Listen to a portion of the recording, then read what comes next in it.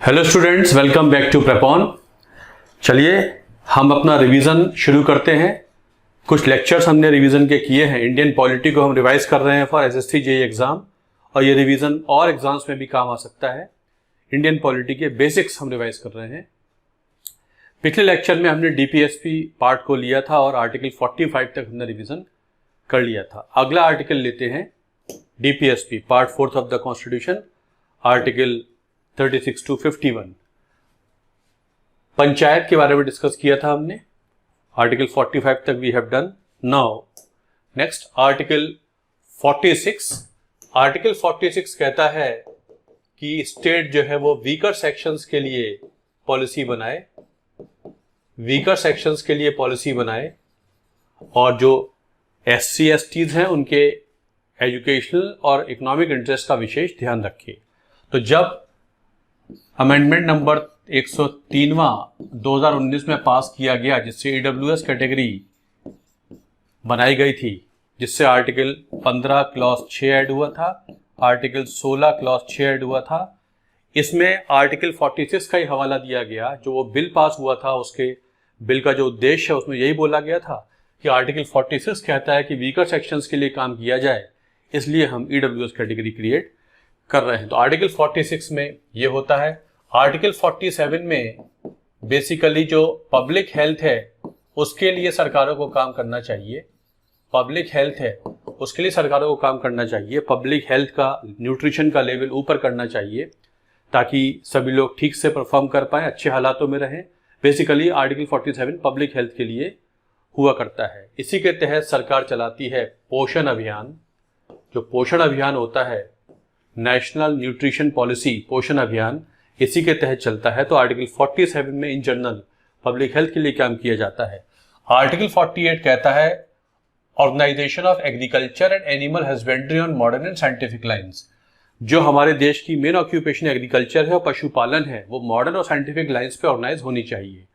इस पे देश में शुरू से ही काम हो रहा है, लेकिन सबसे पहला प्रोग्राम शुरू हुआ था green revolution.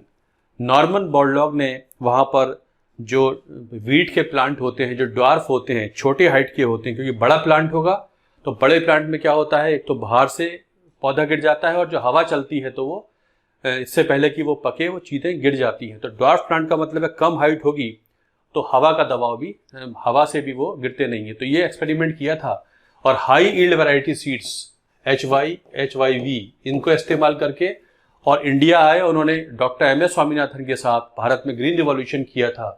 This idea was brought to India by C Subramaniam. उस समय लाल बहादुर शास्त्री की कैबिनेट में फूड मिनिस्टर सी सुब्रमण्यम हुआ करते थे।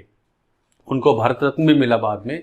उन्होंने इस आइडिया को कंसीव किया था जब अमेरिका ने हमको गेहूं देना बंद कर दिया था 1965 की पाकिस्तान वॉर के साथ, तब ये शुरू हुआ था और MS स्वामीनाथन ने इसको भारत में इंट्रोड्यूस किया था। डॉक्टर MS स्वामीनाथन को father of green revolution in India भी कह देते हैं। वैसे नॉर्मन बोरलॉग मेन व्यक्ति हुआ करते थे जिन्होंने इसे वर्ल्ड में सक्सेसफुल किया था। वो इंडिया भी आए थे, नॉर्मन बोरलॉग, और इंडिया में उन्होंने डॉक्टर स्वामीनाथन के साथ काम किया है। डॉक्टर MS स्वामीनाथन को father of green revolution India कहते हैं, फादर ऑफ इकोनॉमिक इकोलॉजी भी कहते हैं। डॉक्टर MS स्वामीनाथन को फादर ऑफ इकोनॉमिक इकोलॉजी भी कह देते हैं।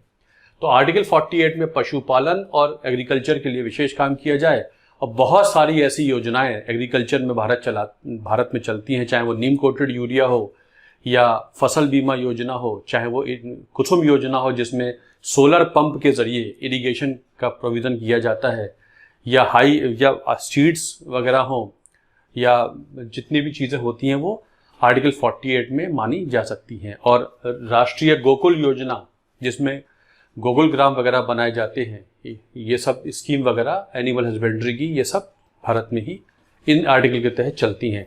48A added by 42nd amendment act 1946 से ऐड हुआ था, और इसमें protection of forest, wild life and environment कभी भी आ जाएगी। एनवायरनमेंट को प्रोटेक्ट करने का आर्टिकल कौन सा है, तो आप बोलेंगे आर्टिकल 48 कैपिटल है, जिसके तहत सरकार ऐसी योजनाएं बनाए ताकि संविधान एनवायरनमेंट को प्रोटेक्ट किया जा सके। ऐसे में ही फिर जितनी भी पेरिस समिट में भारत का समझौता है, जितने हमारे कंट्रीब्यूशंस हैं ग्रीन एनवायरनमेंट के लिए, क्लीन एनर्जी के लिए, सोलर पावर प्लांट वगैरह जितने भी हों, इनके लिए इसी में काम होता है।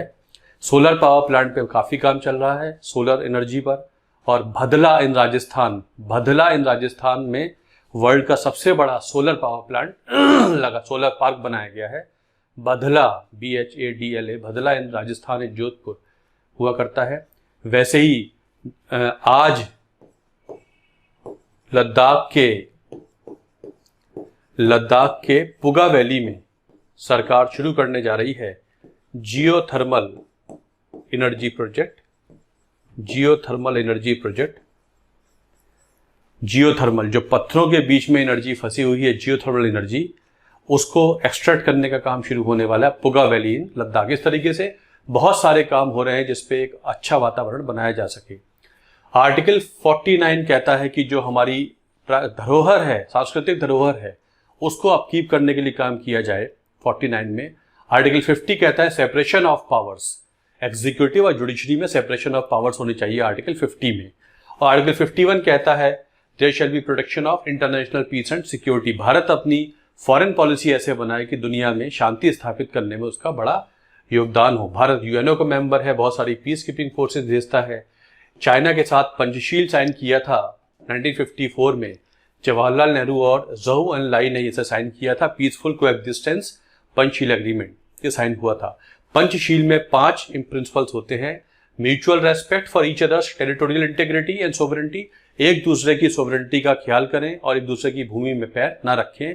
गलवान वैली में जो चाइना ने किया था, पहले भी 62 की वॉर हुई थी तब भी चाइना ने ऐसा किया था, टेरिटोरियल इंटीग्रिटी को वॉयलेट किया था और ऐसा अब भी किया है। Mutual non interference in each others internal affairs, एक दूसरे के इंटरनल अफेयर्स में कोई दखलंदाजी ना करें।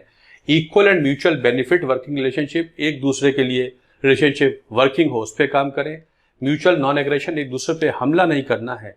और पीसफुल कोएग्जिस्टेंस, ये 5 प्रिंसिपल जवाहरलाल नेहरू और चाउ एन लाई ने 1954 में साइन किए थे पंचशील एग्रीमेंट। तो आर्टिकल 51 में हमारी बहुत सारी चीजें हैं जिसमें हम वर्ल्ड में कंट्रीब्यूट करते हैं, पीसफुली कंट्रीब्यूट करते हैं और इंडिया का सबसे बड़ा कंटिजेंट पीस कीपिंग फोर्सेज में काम करता है।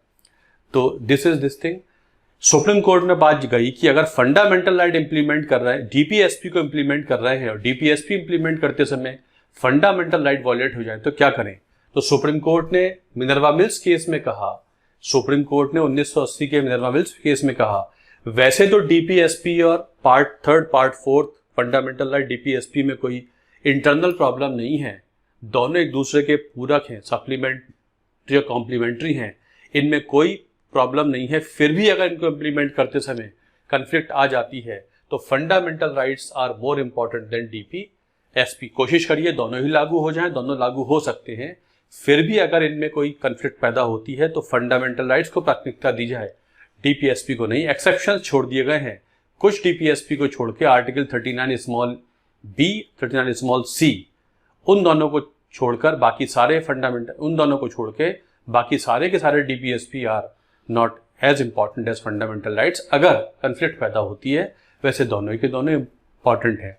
और यह भी कहा गया है both part 3 and part 4 are the conscience of the constitution. Both part 3 and part 4 together constitute the conscience of the constitution. तो ये होता है पार्ट 4 ऑफ द कॉन्स्टिट्यूशन। ये हम लोगों ने डिस्कस किया, 4 पार्ट हम लोगों ने फटाफट रिवाइज कर लिए हैं। आर्टिकल 36 से 51 होता है part 4 of the constitution taken from Ireland. कहां से लिया गया है? आयरलैंड से लिया गया है।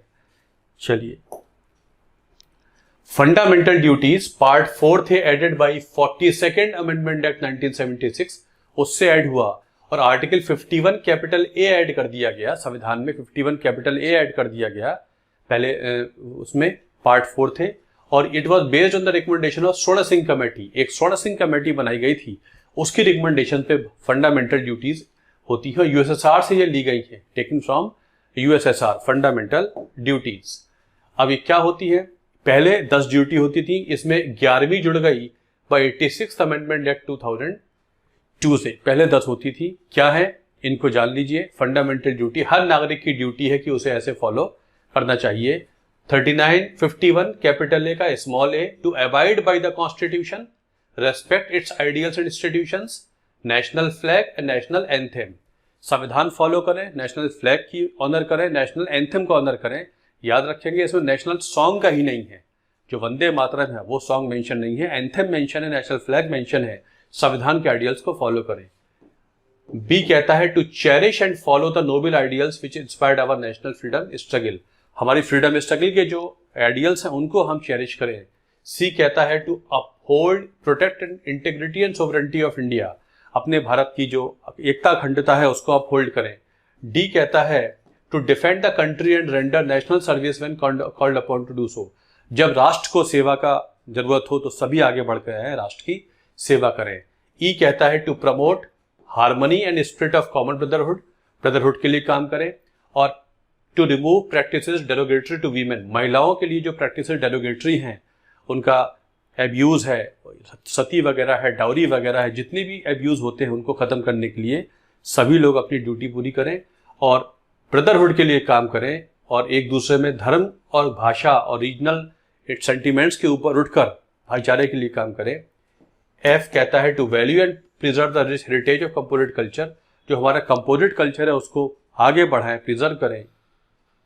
जी कहता है to protect and improve the natural environment, environment का जो फंडामेंटल ड्यूटी है वो आर्टिकल 51 कैपिटल ए जी है और आर्टिकल और कौन सा है 48 कैपिटल ए डीपीएसपी में है और यहाँ कौन सा है 51 कैपिटल ए जी है। और ई जी एच कहता है to develop and scientific temper, सभी लोग साइंटिफिक हो, रैशनल हो, सुपरस्टिशंस वगैरह के चक्कर में ना पड़े, साइंटिफिक टेम्पर डेवलप करें। आई कहता है to safeguard public property and abjure violence, तोड़ फोड़ ना करें, वायलेंस को एब्ज्योर करें। और जे कहता है to strive towards excellence in spheres of individual connectivity and national constantly held. ये जे कि सभी लोग मिलकर देश को आगे बढ़ाने के लिए काम करें। और जो लास्ट है के, वो कहता है कि हर अभिभावक की ड्यूटी है कि बच्चों को शिक्षा के लिए आगे भेजे। जो 11वीं ड्यूटी है वो ये जुड़ी है कि सभी लोग पेरेंट्स अपने बच्चों को शिक्षा के लिए भेजें। जैसे फंडामेंटल राइट 21 कैपिटल ए जुड़ा था, उसी से एक ड्यूटी जुड़ जाती है 11। ये फंडामेंटल ड्यूटीज हुआ करती हैं जो पार्ट 4 थे ऑफ द कॉन्स्टिट्यूशन में मेंशन हुआ करती हैं। ये याद रह जाती है तो अच्छा रहता है। दीज आर फंडामेंटल ड्यूटीज, स्वर्ण सिंह कमेटी की रिकमेंडेशंस पे आई थी। These are 4 fundamental duties. चलिए अगले लेक्चर में हम फिर रिवाइज करेंगे, पार्ट 5 को शुरू करेंगे जिसमें राष्ट्रपति होते हैं, पार्लियामेंट होती है और जुडिशरी हुआ करती है। Thanks a lot for watching this video. Thank you.